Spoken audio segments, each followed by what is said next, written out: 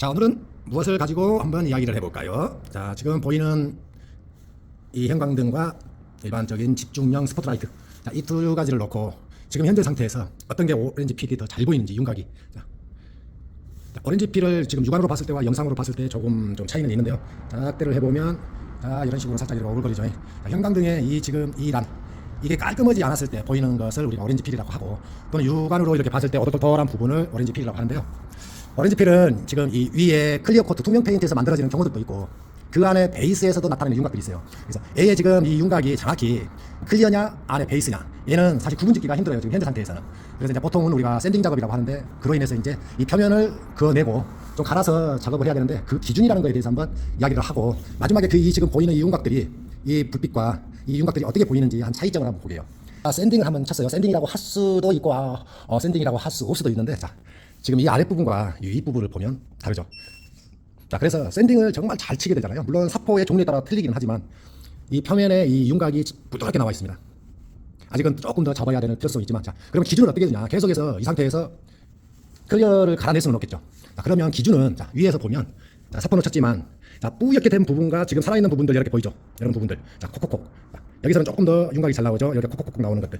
자, 그렇지만 잘 쳐진 부분, 이런 부분들 같은 경우는 또 그런 부분이 안 보여요. 이런 부분 이렇게. 근데 이렇게 보면 지금 홀이라고 우리가 표현을 하는데, 얘는 지금 깊은 것이고요. 자, 약간 빛이 보이는 곳은 약간 필이 있는 것이고, 지금 이런 부분 같은 경우는 필이 두께가 다 깎여 있다고 생각하시면 돼요. 자, 판단을 이렇게 합니다. 그래서 이 필을 남겨놓고, 자, 이 정도에서 남기느냐 아니면 조금 더 부드럽게 더 강하게 치느냐, 이런 것은 이 전체적으로 우리가 이렇게 봤을 때는 어떤 윤곽을 잘 모르지만 형광등에서 보면 정확히 잘 보여요, 이 경계선들이. 그렇지만 이게 아까도 말씀드렸지만 안에 있는 것이냐 밖에 있는 것이냐에 따라서 우리가 제거를 하고 할 수 없고 차이가 있고요. 지금 그런 부분에서 사포를 쳐서 무광을 만들어 놓게 되면 이런 식으로 그 윤곽에 무늬가 나와요. 그래서 이런 것들을 조금 더 죽이냐 못 죽이냐, 그래서 작업자가 이것을 더 샌딩을 더 강하게 쳐서 완화를 시킬 수 있냐 없냐요. 자, 이렇게 해서 한번 사포 치고, 자, 많이 더 완화가 됐죠. 근데 여기에서 기준이라는 것은 이 홀, 지금 이런 홀을 얼마만큼 남기느냐예요. 왜냐하면 사포로만 다 만들어버리게 되면 이 사포의 자국을 우리가 광을 내고 이 사포의 흔적도 잡아야 되잖아요. 그러면 연마를 해야 되기 때문에 클리어는 더 얇아진단 말이에요. 그러다 보면 이 클리어는 사라지고 안에 베이스가 뿅 하고 나타나겠죠. 이때는 어떠한 처방전도 없어요. 무조건 다시 도색. 그래서 이 차량도 지금 제도색 차량인데요. 이 차량에 있어서 도막 두께는 지금 보면 상금을 많이 하지 않았어요. 그래서 어떤 기본적인 작업만 하고 올려놓은 것 같은 그런 전체적인 느낌. 그러면 도막 두께는 해볼까요? 157. 그 다음에 140. 필이 많고 적고 따라서 도막 두께가 뭐 여기가 더 나와야 된다, 여기가 더 나와야 된다, 이건 아니에요. 실 자체를 어떻게 베이스를 얼마나 잘 뿌려놓고 고르고 뿌려놓냐인데, 처음부터 이 기준점을 가지고 작업을 하게 되면 참고사항만 됩니다, 도막 측정기는. 그래서 도막 측정기가 정확하다, 얼만큼 수치를 깎아 나가면 된다, 이것이 아니라 전체적인 기본 베이스 두께를 참고만 할 뿐이에요. 그래서 이 홀을 사포시 남겨야 하는 이런 상황도 많아요. 너무 갈아버리게 되면 콤파운드가 연마를 하면서 얘를 너무 밀어버리고 약을 가둬버리게 되면 실질적으로 다시 떠버립니다. 그러면 잠시 후에 다시 한번 또 영상에서 만나게요. 일단은 폴리싱을 아주 가볍게 한번 문질러봤어요. 아주 가볍게. 이건 흉내만 내봤습니다. 자, 그러면 이게 지금 선대지 도장 쪽하고, 자, 아까 자, 사포를 치고 이렇게 했던 부분, 자, 조명을 다 밀어볼까요? 자, 차이, 자, 모르겠죠. 자, 우리는 기술자들이기 때문에 보는 방법이 틀려서 이제 각각 다르는데, 일반 분들이 봤을 때는 뿌연기가 사라졌으니까 됐겠죠. 그렇지만, 자, 보십시오. 자, 컴파운드로 가볍게 밀어놨어도, 자, 속내는 이렇습니다.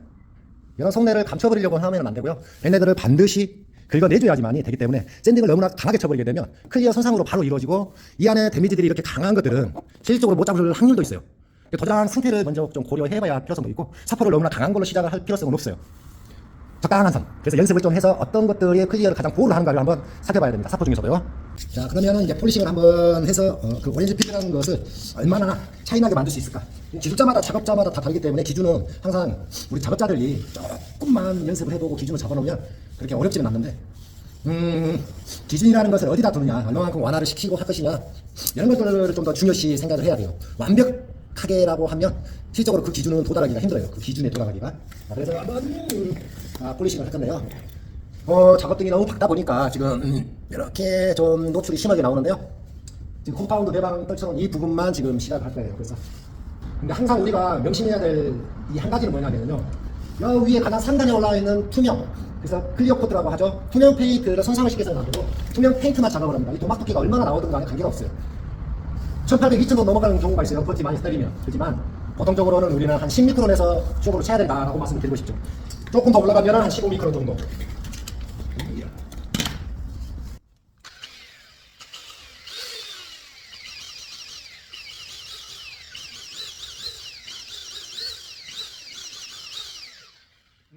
방금 같이 컴파운드 내방울을 가지고 좌우측으로 막 펼치지 않는 이유는요. 지금은 여기 안에 있는 피를 잡는 게 아니라 교정을 하는 게 아니라 사포의 데미지를 잡아나가야 되기 때문에 컴파운드 안에 있는 연마 입자만을 써야 된다고 생각을 하셔야 돼요. 만약에 여기에서 관광을 올리고 표면을 정리하려고 하는 것까지 생각을 해버리게 되면 사포 데미지를 잡지 못하고 우리가 넘어가 볼 수가 있어요. 그래서 RPM은 조금 저속에서 운영해 주는 게 좋고 컴파운드 범위를 넓히지 않고 땅따먹기 식으로 해서 일단 표면을 전체적으로 고르게 보이게끔만 만들어주면 돼요. 그러면 뿌연 상태에서 약간 맑아지게 되면 이 색들이 보이면서 이 안에 이제 사포의 데미지, 스크래치 이것들이 보이게 되겠죠. 그렇게 1차적으로 작업을 한 다음에 이때부터 이제 표면을 보고 스크래치를 잡아 나가는 게 가장 안전해요. 그것도 감각적으로 뭐 한다고 하지만 이것은 어떻게 설명을 못 하니까요. 클리어 코트라는 것만 정확히 불빛으로 반사해서 보면서 표면을 띄우면서 봐야 돼요. 확인을 그렇게 하는 겁니다.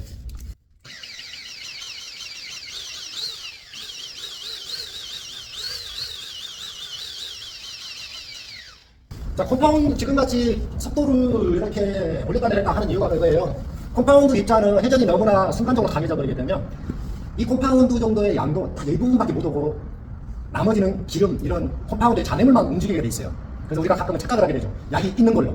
하지만 지금은 이 안에 있는 연마 입자만 사용을 한다. 처음에는 피를 찾기 위해서 사포를 쳤지만 지금은 광을 띄기 위해서 사포를 친다. 이렇게 생각하시면 돼요.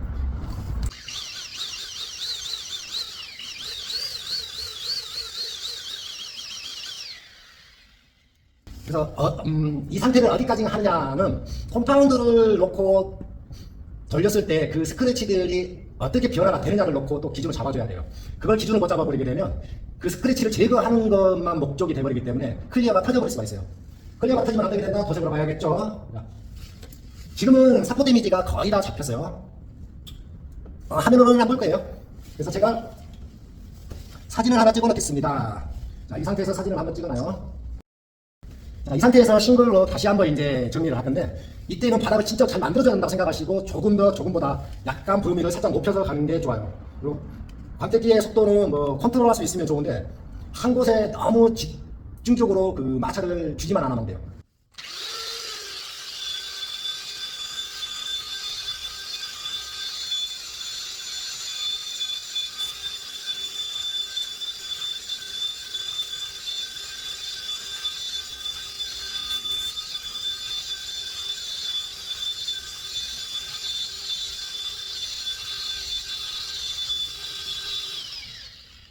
이 상태에서 이제 끝났기 때문에 본인이 작업한 것을 확인을 해봐야 되겠죠. 누구한테 자랑을 하는 게 아니라 본인이 사포 데미지를 얼마나 잘 잡았는지, 안전하게 잡았는지 이미 뭐 결론은 난 거지만 그래도 확인을 한번 해봐야 돼요. 그래야지만이 자기 이 머릿속에 데이터가 느낌으로 들어가겠거든요. 그래서 어떤 책으로 정리가 되는 게 아니라 우리 광택 작업은 사실 다 이 데이터라는 게 느낌으로 머릿속에 다 들어가 있어요. 그래서 순간적으로 그것을 끄집어내면서 손의 감각까지 이용을 하고 때로는 발가락의 감각까지 이용을 합니다. 뭐 거짓말 같죠? 네, 거짓말입니다. 발가락의 감각을 어떻게 끄집어내? 그지만 발가락의 근육도 사용을 합니다. 자, 그래서 충분히 먹었으면 이렇게 한번 탈지를 해보는 겁니다. 그러면 알코올로 탈지하기 이전에는 컴파운드 오일이 벽에 붙어있기 때문에 스크래치까지 어떠한 데미지까지 다 잡은 걸로 판단이 돼요. 그래서 보통 알코올로 탈지 아니면 어떠한 걸로 탈지를 하지 않고 넘어가게 되면 결국은 바로 마무리로 들어가 버리겠죠. 듀얼에서. 싱글에서도 마무리 가능하지만 굳이 편한 기계를 놓고 싱글로 마무리하려고 스트레스 받아가면서 할 필요는 없죠. 그렇게 해서 자기의 기본 작업이죠. 이게 이제 어떻게 보면 완전히 기본 작업이에요. 집을 짓기 위해서 틀을 잡아놨다고 보시면 돼요. 이제. 이때에 지금 이 형상이 보이는 것은 컴파운드의 데미지도 있고 사포의 그 큰 알갱이의 그 지나간 방향도 아직 남아있고 그래요. 이것을 싱글에서 한 번 더 치고 다듬어주고 마무리를 쳐도 되는데 그렇게 되게 되면 그 가운데 숨어있는 것을 우리가 알아내지를 못해요. 그래서 긴가민가 하면서 덮어버리는 경우들이 상당히 많죠. 지금 제가 쓰고 있는 컴파운드는 초볼 컴파운드이면 연마력을 상당히 좀 강하다는 것을 느끼고 있어요. 지금 그래서 사진으로 다시 한번 찍어보고요. 지금 사진으로도 실질적으로 잘 나타나지는 않아요. 그래서 여기서 동영상으로 한번 찍어보면요. 이렇게 걸리죠. 사진보다는 스크래치 하기를 할 때는 영상으로 찍어서 이렇게 좀 보는 게 더 확실해요. 그래서 여기에서 우리가 판단을 어떻게 하냐. 보통 이 샌딩을 하나 치게 되면 한 5공정은 쳐줘요. 그것을 5공정을 치게 되면 우리 흔히 말로 껍딱 다 벗겨지겠다라고 하는데 그건 아니에요. 정리라 아주 미세한 연마를 통해서 하기 때문에 엄청나게 클리어가 삭감되고 그리고 그러지는 않아요. 그래서 이 상태에서 다음 단계 어떻게 설정할 것인가. 자, 이 상태에서 싱글에서 끝내고 바로 마무리로 가면 됩니다. 아무것도 확인할 수가 없어요. 이 상태에서 사진을 찍으면은요 아주 그냥 깔끔하게 영상으로 찍습니다. 영상으로 찍어 놓는데 뭐 좋죠. 자, 그 다음에 사진을 한번 찍어 볼게요. 아무것도 안 보입니다. 제 눈에도 안 보여요. 사진의 눈에도 안 보이고 동영상의 눈에도 안 보여요. 그저 표면에 반사되는 거, 그 다음에 이 색감이 올라왔다는 거, 이거 말고는 어떠한 것도 이렇게 일반으로 볼 수는 없어요. 단지 사선에서 보면 투명 페인트, 클리어 코트 안쪽에 있는 이 베이스가 울어있다는 것은 보여요. 그래서 이제 여기에서 바로 한 번 더 싱글이 좀 자신 있는 분, 싱글이 자신 있으면 이 찾아서 데미지만 잡아오겠죠. 만약에 싱글에서 조금 자신이 없다, 나는 듀얼이 조금 더 자신이 있다라고 하면 듀얼에서 잡아도 돼요. 클리어 코트를 안전하게 잡을 수만 있으면 그게 가장 효과적인 방법입니다. 오래 돌리고 빨리 돌리고 이것은 다 떠났습니다.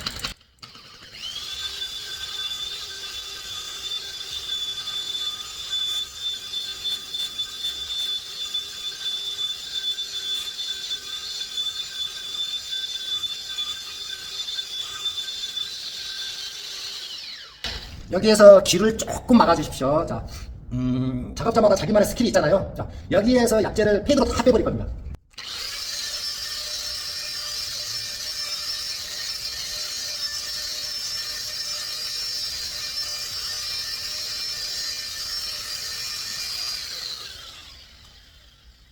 자, 이렇게 빼놓으면요, 이전 단계에서는 이 정도만 해도 좋아, 훌륭해 라고 느꼈지만 방금 같은 역할을 한 번 더 거쳐주면은 도장 표면이 살짝 뿌옇게 보여요. 왜? 거기 안에 있는 잔재물, 컴파운드 잔재물이 깔끔하게 다 날아가 버리거든요. 그러니까 알코올로 탈지은 것보다 더 정확하냐? 그러지는 않아요. 그래서 이제 초보는 이 정도에서 완성을 했다라고 치고, 탈지제를 흠뻑하게 한번 뿌려놓고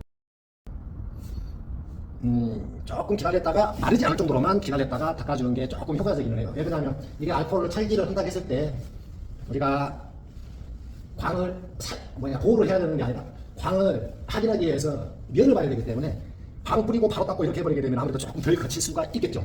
요즘 컴파운드들이 하도 좋아졌다 보니까. 그러면 이제는 싱글에 대한 어떠한 데미지들만 나와요.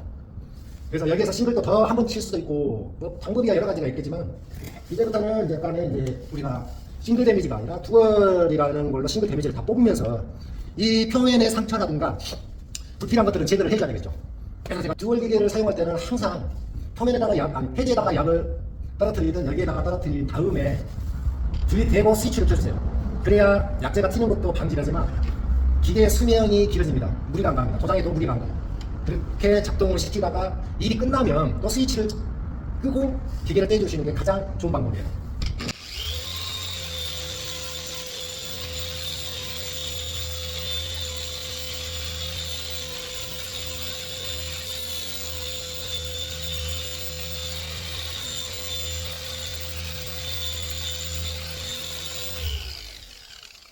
그리고 제가 이제 이런 질문을 좀 많이 받거든요. 컴파운드를 돌리면서 언제까지 돌려야 되냐, 범위는 얼만큼 돌려야 되냐, 자, 이런 질문을 좀 받는데요. 사실상 규정은 없어요. 거기에도 기준은 없고. 그지만 자극을 해보고 연습을 하다 보면 컴파운드의 이만한 양을 가지고 패드 크기와 패드의 모 길이에 따라서 또 기계 회전에 따라서 범위는 방금 같이 이 정도가 될 수가 있고요. 좀 더 넓게 될 수가 있고 더 좁아질 수가 있어요. 근데 제가 여기서 확실하게 말씀을 드리고 싶은 것은 컴파운드를 가지고 비비지 말라는 거죠. 보통은 컴파운드를 여러 개 놓고 듀얼에서 가장 많이 하는 행동이 이거예요. 톡톡톡 찍는 거. 이렇게 되면 이 패드가 컴파운드 이 양에 따라서 해야 할 일이 줄어드는 거예요. 그러면 여기 묻어있으니까 괜찮지 않냐라고 하지만 회전을 놓으면서 버려버리는데 컴파운드를 하고 내 눈에 보이지 않게 타젤에다 버려버리는데 의미가 없어지겠죠. 그리고 또 두 번째, 이 기계가 돌아간다고 생각하고 일단은 이렇게 묻혀놓습니다.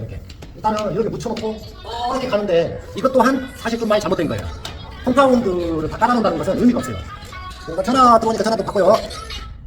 네, 전화 받고 다시 왔습니다. 근데 자, 이전에 설명한 것도 그렇고 이것도 마찬가지고 약을 펼쳐놓고 쓰게 되면 우리가 써야 되는 이 어떠한 오일을 쓰는 게 아니라 이 안에 있는 연마 입자를 지금 쓰는 게 목적이란 말이에요. 근데 그 연마 입자가 지금 이 상태에서 다 무용지물이 돼버렸어요. 저 패드를 돌리면 어떻게 되냐? 이거는 가겠죠. 얘를 그냥 도망가 버리는 거예요. 그래서 두 번 묻혀놔서 지금 양이 조금 많은데요. 컴파운드 안에 성분이 여기에 묻혀있다고 해서 일을 하는 건 아니에요. 지금의 단계, 어떤 단계냐를 먼저 생각해보면, 지금의 단계는 연마 입자를 가지고 마찰을 이용해서 스크래치를 제거하고 광을 만드는 단계단 말이에요. 근데 약을 갖다가 여기저기 다 듬성듬성 뿌려놓게 되면 아무런 의미가 없죠. 연마 입자 크기가 아시잖아요. 어마무시하게 작다는 거. 우리 손으로 옛날에 유성은 만져지지만 지금은 안 만져져요. 그 느낌이. 그만큼 곱기 때문에 걔네들이 털에 다 도망가 버립니다. 그래서 그런 것들을 조금 제가 질문을 받다가 그냥 설명을 해드리는데, 내가 필요한 만큼의 양, 이것도 나만의 데이터에서 나오는 거죠. 해봤으니까. 머릿속에서 데이터. 현재 이 정도의 면적, 그리고 돌리다 보면 이 정도의 면적만 잡아야 되겠다는 게 머릿속에서 바로 판단했었죠.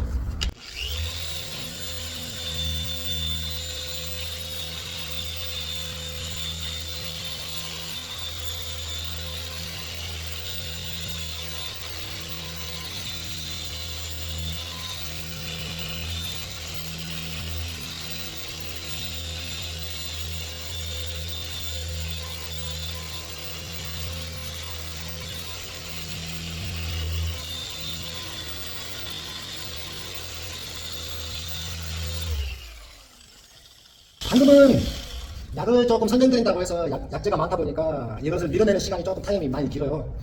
그리고 기계의 움직임도 한번은 생각을 해보셔야 됩니다.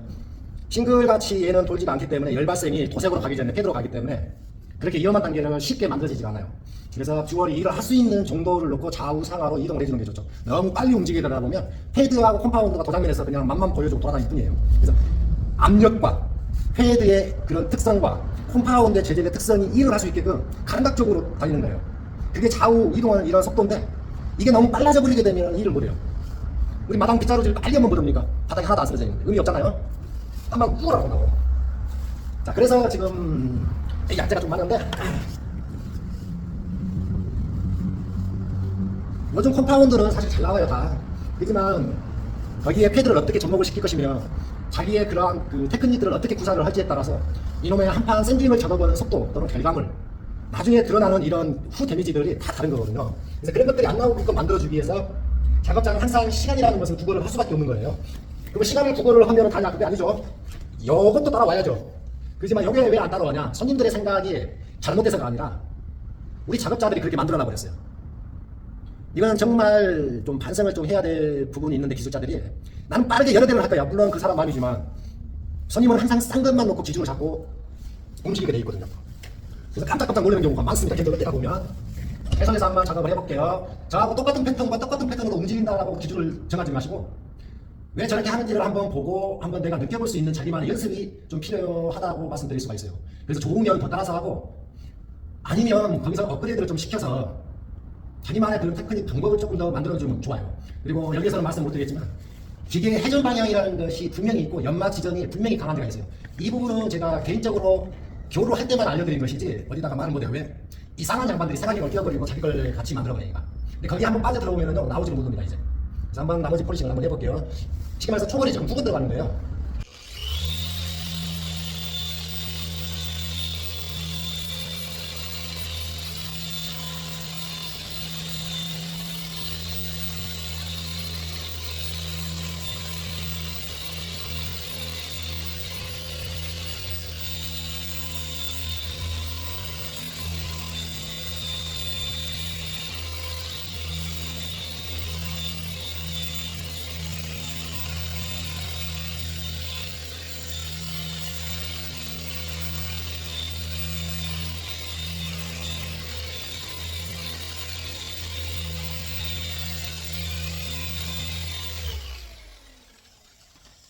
아마 이 영상을 보시는 분 중에 이런 생각도 할 거예요. 아니 조그만 면 조금 사포 친 걸 가지고 뭐 이렇게 오래 하느냐 라고 비꼬는 분들도 있겠죠.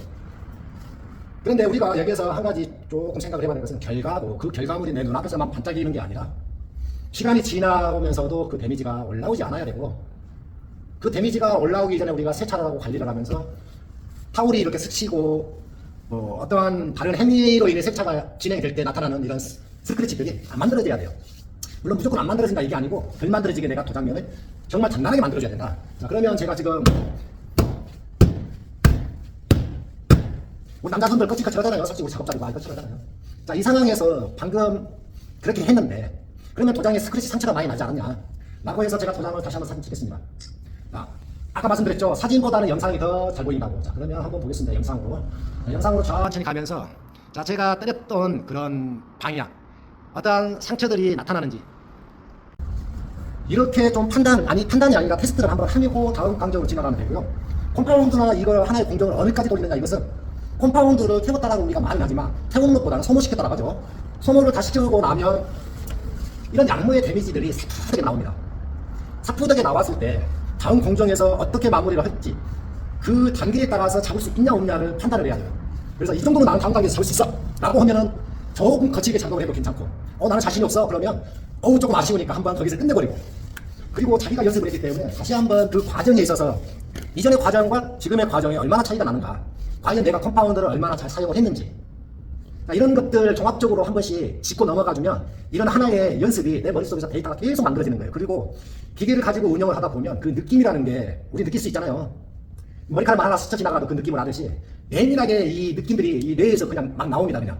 그래서 지금은 이용한 단계야. 아니면 거기는 그렇게 하면 안 돼. 패드가 꺾이지 않았어. 면이 달지 않았어. 의미 없는 작업이야. 그래서 샌딩 잘못하게 되면 이런 모서리를 다 날려버리죠. 각진 부분을. 그래서 샌딩을 이렇게 하면 안 된다? 해요. 되지만 그 정도라는 게 다 달라서 그렇지.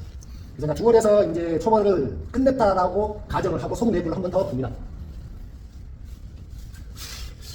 자, 이렇게 보면은요, 제가 작업하기 좋은 자세, 이 부분은 참 잘 나온 것 같은데, 자, 좀 멀어지면서 보면, 2기하고 2기하고가 데미지가 좀 남아있어요.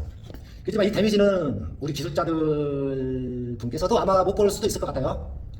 그래서 그 기술들은 항상 난반사로 잡아나가기 때문에 측면등과 15도, 25도에서 살포시 움직이면서 보는 게 가장 정확하고요. 자, 이 상태에서 한번 다시 영상을 찍어보면요. 자, 이렇게, 그렇게 나쁘지는 않는데, 하나씩 사푸덕에 여기 걸립니다. 이렇게. 자, 그리고는 뭐 그렇게 나쁘지는 않아요.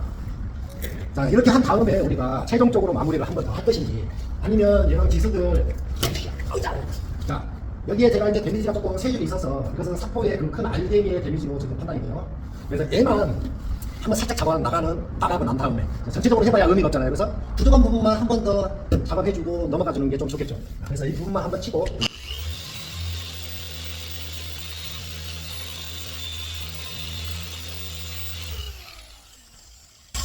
듀얼 기계를 작동하면서 스위치를 키고 있었다가 혹시라도 헤드 베어링이라든가 축이 나가서 날아가게 되면요, 우리 사람도 부상을 매우 크게 당할 수가 있고요. 도장면도 상당히 타격이 클 수가 있어요. 그러면 내 몸 다치고 차 다치고 기계 망가지고 돈 몇 푼 벌려다가 정말 찾아올 수가 있습니다. 그렇기 때문에 항상 일을 하고 있을 때만 작동을 시켜주는 게 듀얼에서는 가장 좋아요. 그냥 막 돌린다, 이걸 못 돌려서 그렇게 하는 게 아니라 기계도 보호하고 도장도 보호하고, 그러면서 내 자신도 보호를 하는 거죠.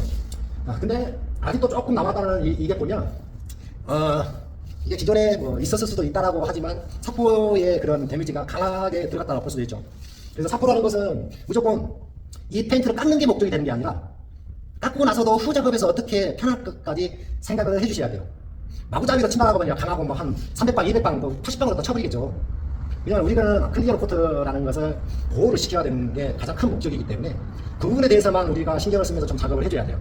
그래서 무식하게 1200방, 1500방, 2000방 이렇게 사용하면 된다, 이게 아니라 그것을 얼마나 내가 부드럽게 정말 사용하느냐. 샌드에다가 채워서 할 수도 있고, 싱글 포리시에다가 채워서 할 수도 있고, 아니 뭐 미니 조그마한 거에도 할 수도 있지만 치고 닦아보고, 그러면서 처음에 말씀드렸다시피 홀이라는 것을 조금 잘 볼 줄 알아야 된다.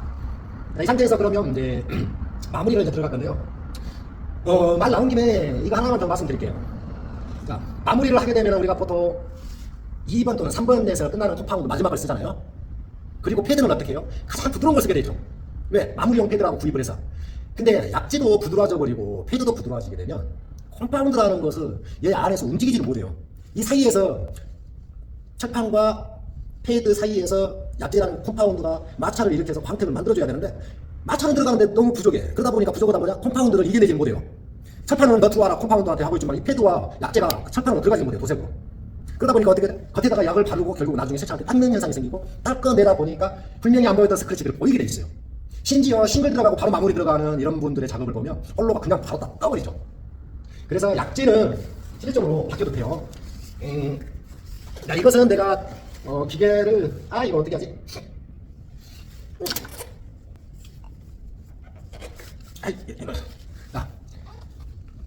약간의 약재는 실질적으로 1번을 그대로 사용할 수가 있어요. 근데 양모와 다르게 스펀지 패드에서는 컴파운드를 많이 사용을 하면 안 돼요. 물론 많이 사용해서 범위를 크게 잡으면 되지만 컴파운드는 금방 말라버립니다. 그러면 효과가 아예 없어져요.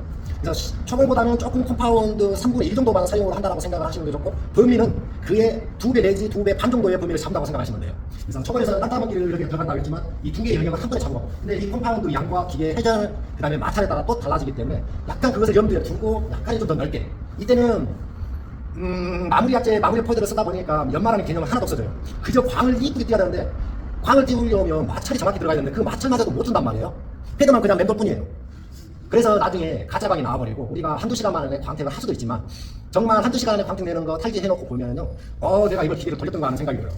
그래서 이 상태에서 마무리를 한번 쳐주는데, 마무리에서도 그냥 비비는 게 아니라 마찰을 주고 안에서 뭔가 일을 할 수 있다는 느낌을 좀 가져야 돼요.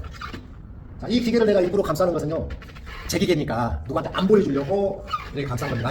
그래서 이렇게 감싸면 통풍구가 막혀서 오래 사용을 못하니까 잠깐만 돌려드릴게요, 그냥.